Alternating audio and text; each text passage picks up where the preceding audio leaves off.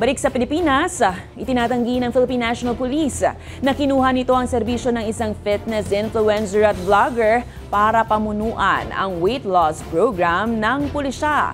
Pero giit ng kapulisan, seryoso ang mandato ng PNP chief para sa pagbabawas ng timbang ng mga overweight na kawani dahil posible itong ikatanggal sa serbisyo. Ang balitang A to Z ni Kim Salinas. Let's go, motivated! Let's go! Ito ang Facebook Live ng fitness influencer na si Rendon Labador na nagja-jogging sa Campo Crame kasama ang ilang mga kawani ng Philippine National Police.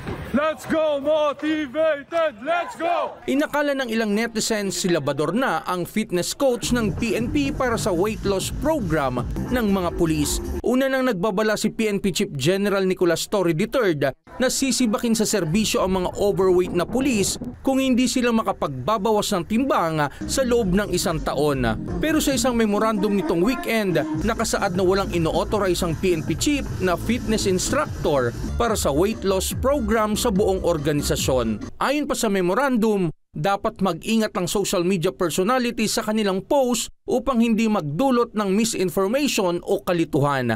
Paglilinaw ngayon ng fitness influencer, ginagawa ko po ito ng libre. Libre. Nagpresenta po ako, pati yung aking mga coaches, para tumulong. Kasi, syempre, malaking responsibilidad na makapag-share naman ako ng effort ko para sa bayan.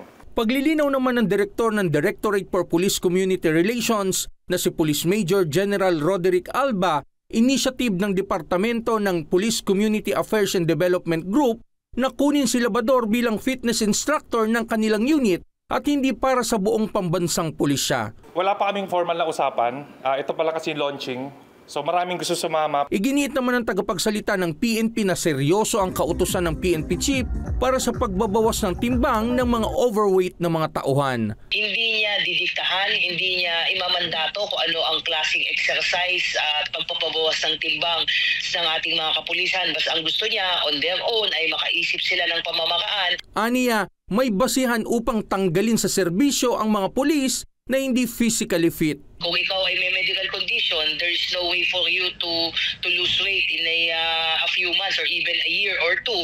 And then we have to consider separating them from the service kasi may tinatawag po tayo kung talagang hindi mo na ma-perform kung ano yung nasa provision ng batas. Bahagi ng fitness campaign ng PNP ang sabayang physical exercise ng mga kawani tuwing Martes at Huwebes. Para sa Balitang A to Z, Kim Salinas.